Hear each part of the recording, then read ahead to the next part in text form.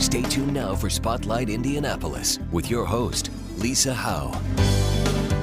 Good morning and welcome to Spotlight Indianapolis. Our weekly program focuses on people and organizations that are creating positive impact every day, including events and current issues that influence our city. Now, earlier this year, we aired a program about an organization dedicated to developing more strong woman leaders in our community. Integrating Women Leaders, Inc., or IWL, empowers, supports, and connects its attendees to achieve through training and networking opportunities.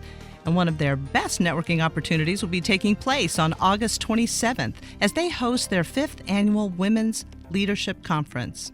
This conference theme, Brand You, Passion, Purpose, and the Will to Lead.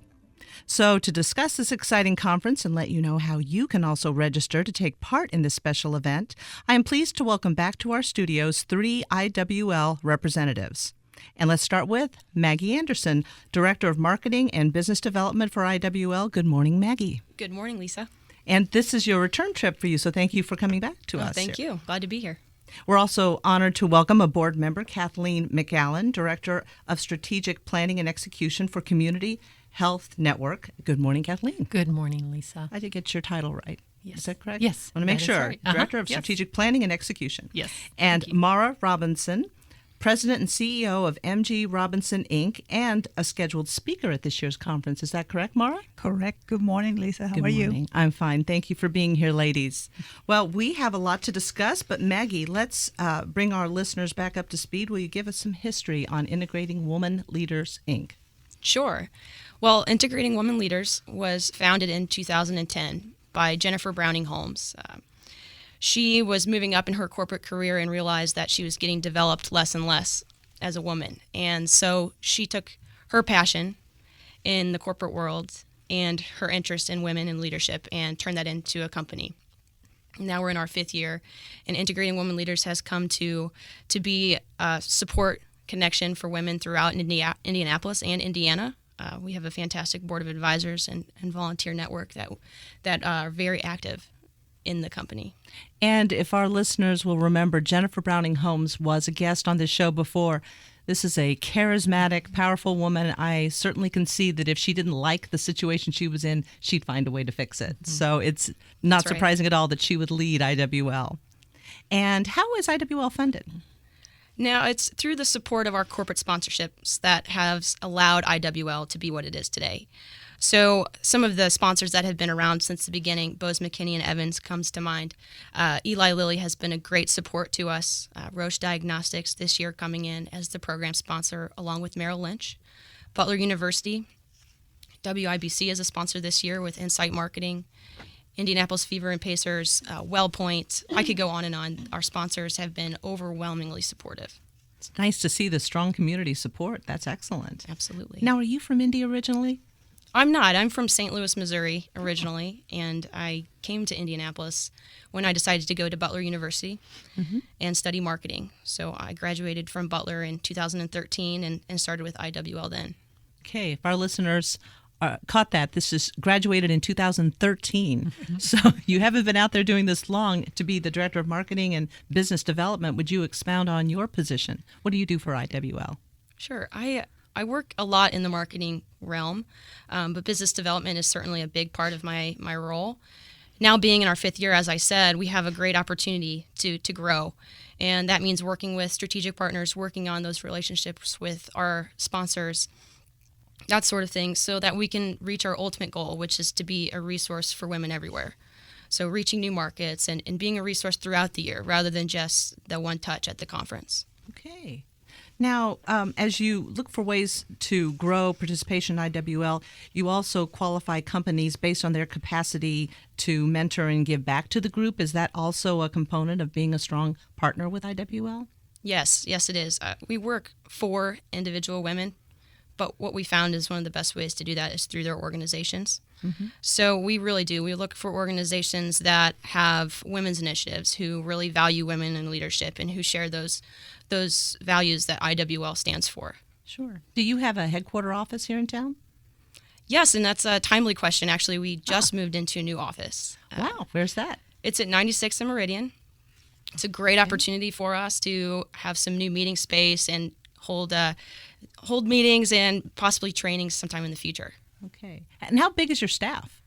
Now, we're relatively small staff, but like I said before, we have this great advisory board, and we have a network of volunteers that really makes IWL larger than it seems. Definitely. Now, if you've just tuned in, you're listening to Spotlight Indianapolis. We're meeting with Maggie Anderson, Director of Marketing and Business Development for Integrating Women Leaders, Inc., or IWL.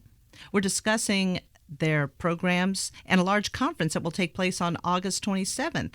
That's a nice segue over to a board member. Kathleen McAllen has joined us. Good morning. Good morning again. And Kathleen, tell us about your role with IWL. Well, I first got involved with IWL. My first conference was in 2011 as a participant. At the time, Community Health Network was a gold sponsor, and so I was able to come with my organization. Following that conference, I was so invigorated and motivated and just excited about the work of IWL that I asked to be part of the program committee and other volunteer corps that we have that Maggie had alluded to. And so I've been involved since 2012 in that volunteer realm and have the privilege this year of chairing our program committee. So that's the committee. We're made up of 11 members. And we're tasked with identifying the speakers and, identifying the needs and putting our agenda together. And we've done an awesome job this year that I am excited to be able to share with you about today. Definitely want to hear about that agenda. You personally, you said it energized you and you felt connected with the organization. Was it a person or was it a group of people? Yes and yes. Combination? Yes and yes. Yes okay. and yes. So I've been in healthcare management and leadership for about 30 years. I've been trained in health administration. I've spent most of my time in hospital systems and have been in different leadership roles and have had the opportunity to learn and to grow. What really I think changed for me at this time, and part of it was just the season of my life, is that after almost raising, I should say, I'm not sure we're ever done, but my 3 children, was at a point in my career where I could focus more on my career and networking and development and such. So when I came to the IWL conference in 2011, I have to admit it was the first time that I'd really ever heard that it's okay to have career aspirations. And if I think back at that, I'm kind of blown away at the fact that it felt so new to me at the time. So up until that time of my career, I'd been a hard worker, a high performer. I'd gotten the job done, kind of in the trenches, but yet busy working with and raising my younger family, which includes a special needs child. So the job was more of a means to an end. It was a means to an end, and I always loved my job. I've always had passion for it, and sort of taken on the challenges of each day. But it was the first time that I heard that it's okay and it's a good thing to sort of take control of where you want to go. And I admittedly I'm in the last third of my career at this stage in the game, and just really want to be purposeful about how I spend the next 12 or 15 years of my career. I love healthcare. I couldn't imagine being in any other industry. And the leadership opportunities, the networking, the learning that we do at conference is just incredible, and it has helped me to grow immensely. The first conference was an eye-opener for me, and just the realization that for women leaders, it's a very different path than for men. Not better, not worse, but very different. And so we need different skills, we need different supports, we need different ways to encourage and support each other. Looking back at my own career and just the whole idea of mentoring, and in fact, we're going to have an awesome panel on mentoring at our conference this year, but there have been people in my life that have mentored me. I think back at my very first professional job and the CEO that I reported to at the time, at Bloomington Hospital, a man by the name of Bud Core. He was my mentor, and he supported me, but it was kind of unknowing to me. It was just sort of part of how we worked together. And then as I moved on, there was another woman by the name of Linda Hyduk, who I had the privilege of working with at Community for years. And she was my mentor. And again, but it was sort of a subtle kind of passive, approach. And it was when I met Jennifer at the 2011 conference that I connected with her, connected with IWL, and met with Jennifer after the conference and just talked through lots of different things. And Jennifer has been a great mentor to me as well. And so have now moved on to that phase of my life where, and again at this stage of my career, where I actually have a personal board of advisors. And I am not at all, I wouldn't say ashamed, but I'm not at all shy about tapping into people, because I find that people, men and women, who really want to invest in others and encourage them and support them and help them to grow in their careers is an awesome thing. And I've done that on a personal level. I've always connected with students and served as a mentor. So to have that in more of a professional realm has just been very rewarding in the last couple of years. Definitely. Now, if you've just tuned in, you're listening to Spotlight Indianapolis, and we are meeting with Kathleen McAllen. She is a board member, also the Director of Planning and Execution for Community Health Network, and a leader within IWL. A conference is taking place on August 27th, and Kathleen will be participating in that. She's going to share with us some information about the agenda, but she's also sharing with us right now what IWL has meant to her in her own growth. I find it interesting that you referred to your mentor in Bloomington, and but both of the mentors that you referenced, Linda and Bud, was it? Yes. That both were subtly leading you, that you didn't realize you were being mentored? Yes, absolutely. And looking back, I mean, that's just the way that they are. Okay. But they took a special interest in me. Both of those individuals took a special interest in me. And I'm just, in fact, I meet with them regularly still, and I'm just very grateful at that. And, that's really what it takes. And I think especially for women, and it doesn't always come from women.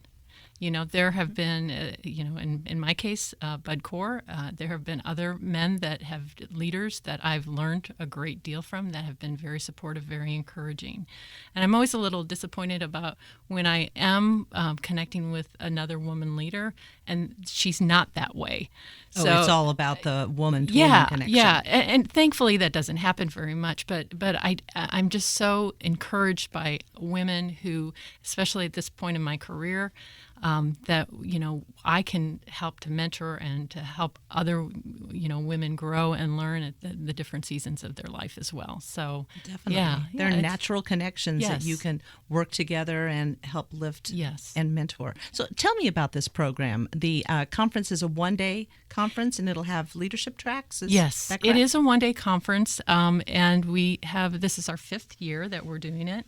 And what you can expect from what participants can expect from the conference is just a full day that really is true to our overall theme, which is passion, purpose, and the will to lead. We have a full day planned of amazing speakers and activities. We're going to be together with 500 other participants, mostly women, but there are some men that come to our conference as well, in all industries, in all walks of life, at all points of their career. It really is a time for reflection. It's a time for encouragement. It's a time for fun. It's a time for challenge and a time for planning. And thankfully, we're going to be having our conference this year at a very enjoyable accommodations at the Marriott East.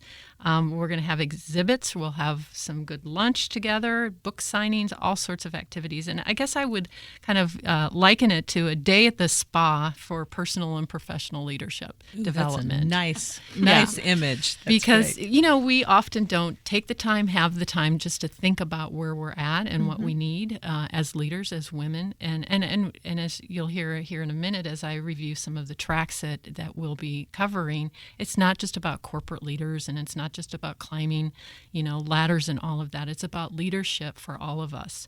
And really, if I think about how I define leadership, it's not position, it's not, where we're at, but it's being a person of influence.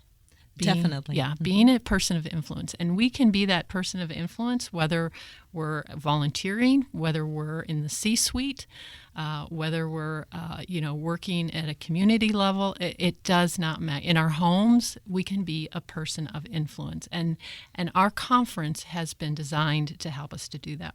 So based on feedback from the past 4 years, and we're very big about participant feedback, we have this year put together different tracks for our conference. We have 5 tracks. The first track is called Individual Contributor. The second is Manager. The third is Director. The fourth is Executive. And the fifth is Skill Building. So 5 different tracks that are recommended but not required, but we're trying to group women that are like-minded with similar career and other life experiences together to help them to do their learning together. So you're saying someone who registers to attend the track, say, director should probably stay with the other directors, managers stay with the managers, or if there's a manager that wants to be a director? Yeah, yes and yes.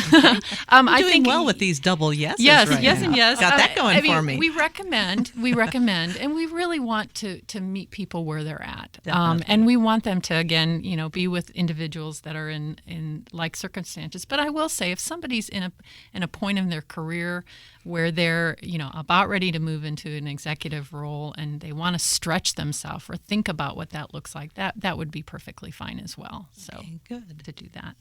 And let's say, we're going to say this several times, but the website to go and register to attend, there may be people listening right now who are saying, how do I sign up for this? Yes. Please go to IWLbrandu.com.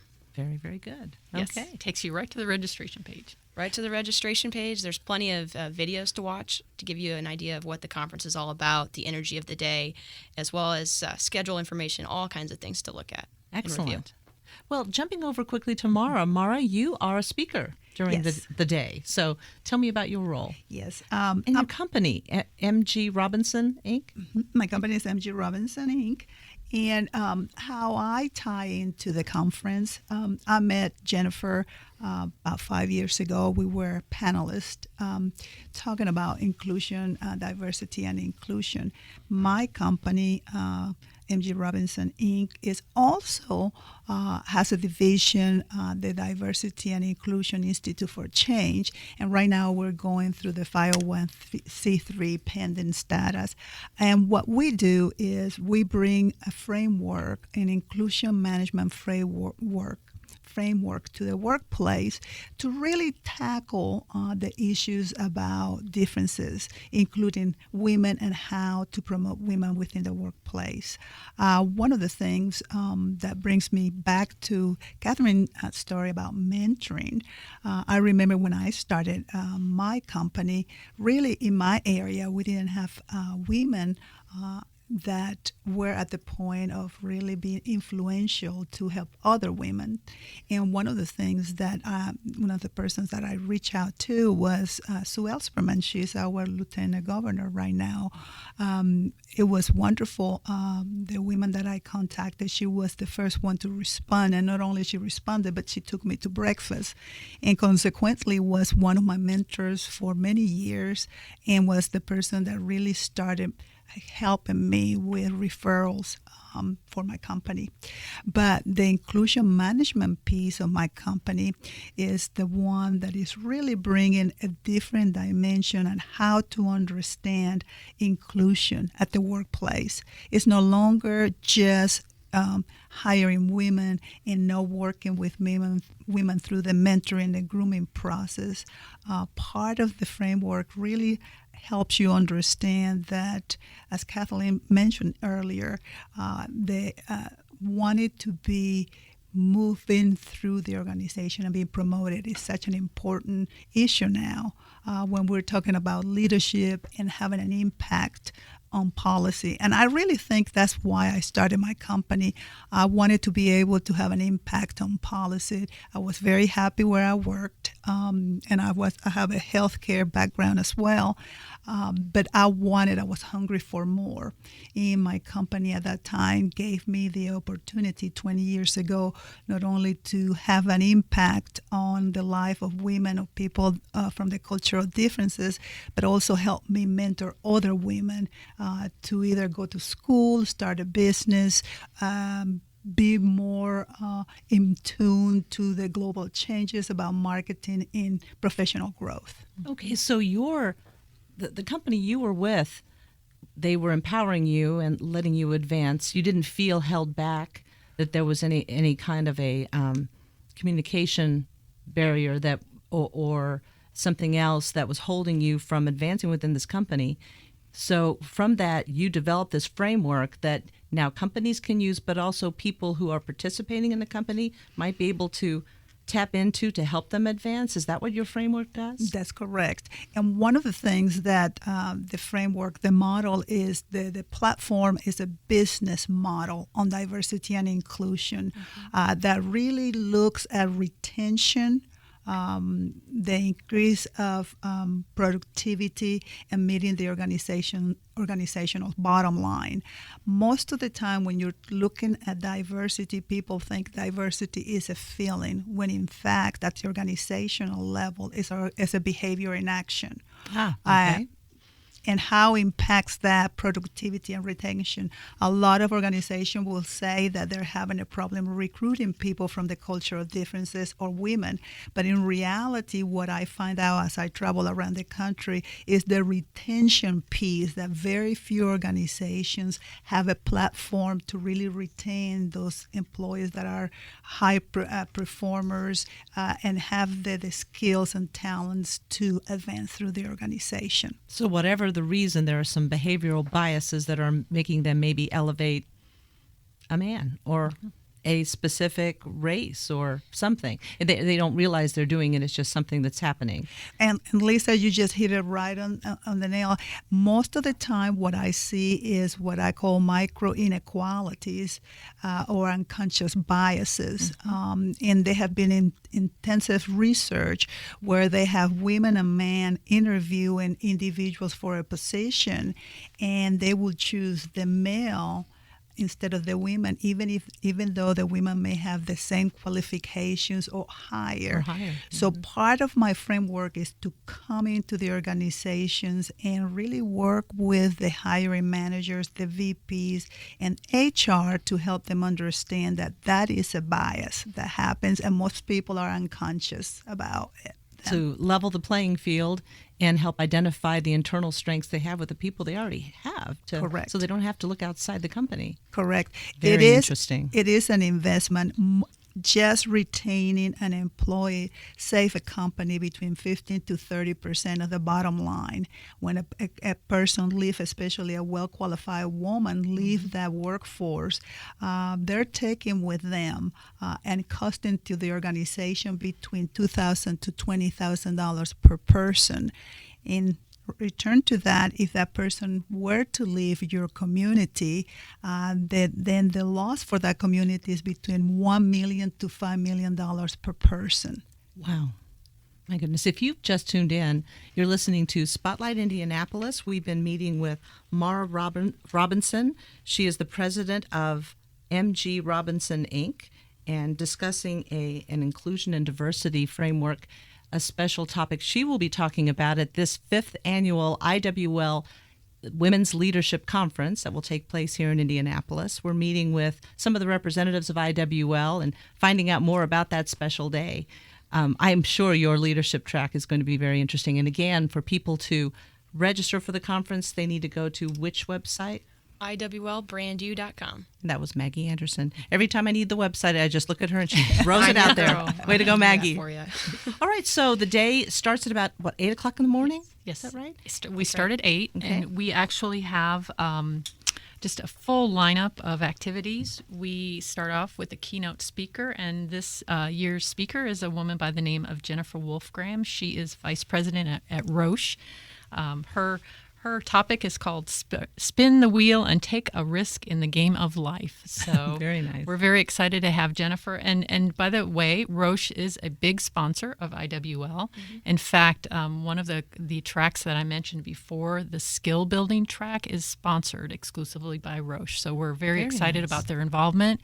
We have about 5 different speakers from Roche that are part of our conference. So Jennifer's going to kick off the day for us. We have 2 panels throughout the day. Maura was just talking about the panel that she'll be facilitating with lots of other leaders in the area of diversity and inclusion. We actually then have breakout sessions. As I talked about the 5 different tracks, we have 3 options within each of those tracks. So lots of choices. And in the afternoon, we'll have another panel presentation on mentoring. And in total, we have 36 different presenters throughout the day. So just a wide variety of talent and expertise from different sources. Oh, it sounds like it. And you expect over 500 people to come. We're hoping for 550. 550. That's right. Very good. Okay. And did I miss the cost to attend? It's $299 to attend. Okay. I would like to also point out that there's a great opportunity for a discounted rate, $250 per person. If you can get a group of 10 together, a team within your organization or outside of that organization, that's a $250 rate for those 10 people. Okay. Well, and that kind of leads to a topic that Jennifer brought up before. She mentioned the golden thread. Mm-hmm. Maggie, can you bring us back on that? I'd like to let our listeners understand that concept because it touched us so much before. Yes. Sure. Jennifer often speaks about the golden thread, and what that is really the connection piece. And it's, I think, one of Jennifer's greatest strengths as a leader. She has this ability to connect people, and she's done it since the beginning of integrating women leaders. I think today is a testament to that. Having Maura and Kathleen here with me and with you, Lisa, it's a testament to that. It's connecting people in ways that weren't possible before, and especially on stage at the conference is what you'll find, is especially with the panel discussions, that those people really, they mesh well. The discussion is very organic, and she's found that afterwards, often those individuals connect and do business together and do great things. I've had those aha moments at conferences. Someone touches you, either they're connecting with something personally you want to aspire to be. Maybe you're looking at your career now at a different time in your life and you're wanting to grow, or perhaps it's just thinking outside the box a way you didn't think to. It's just sometimes those connections can change your whole life. It's amazing. I really encourage our listeners to go to IWL and find out more about this special conference and register. And I know all of you probably had amazing moments during the conference that really touched you. Would any of you like to share a special story? I think just the overall networking. I mean, I think about the women that I've met in the last 4 years of being involved with IWL. And I mean, I just would not have an opportunity to know Maura, to know you, Lisa, to know others throughout the years. And there is a connectiveness there. So there's just, I think, an overall just good spirit about the day, and people are open to that. And we have lots of volunteers that come out just for the day to help support. So good energy and good connection. Do you need volunteers? Oh, absolutely. Okay. To find out more about that, they just go to the website, contact you, Maggie? Or? I'm certainly one to contact, and we're putting together our volunteer list now. It's a great way to be involved in the day without, for instance, if you can't pay for that registration fee or your organization isn't able to do that for you this year, volunteering is a great way to be there. Any special dress for this conference, or can they come as they are? Just, professional or, informal business attire, nothing too casual, I guess, nothing too fancy, but just something you'd wear to work. That's good, because I would think that hearing something like this, you might be intimidated to think, well, I better go get a nice suit. And no, not necessarily. Business and casual. Certainly certainly business casual works. And Lisa, you were talking about sharing stories about tying in with the conference, probably with integrated women leaders. But I happened to spend some time with Jennifer and Maggie last week, and I would love for Maggie to share Jennifer's commitment to mentoring and how they tied in with women, and how her purpose and how intentional she is to that, because Maggie has one of the best stories. Okay, well, I tell you what, that's a perfect segue for our next show. I can't believe it. We're out of time. We are right at the end of our program. But Maura, let me assure you, our audience knows how charismatic and powerful Jennifer is, and she has shared some of that before. We'll have you back, and then we'll talk about that again. I want to encourage everyone to find out more about IWL. Attend the 5th Annual Women's Leadership Conference at the Marriott East Hotel here in Indianapolis. And to quote an author who will be presenting, Shelley Aristizabal, make sure that you remember that action is the mark of a leader. So ask yourself if you are acting. It's simple, but something to consider. Don't wait. Take advantage of this amazing leadership conference. Go to www.iwlbrandyou.com. Thank you for meeting with us this morning, ladies. I also want to thank our in-studio producer, Don Hauser, our executive producers, Matt Hiblin and Glee Rennick-May, for making this program possible. Thanks for tuning in to Spotlight Indianapolis. Enjoy your day.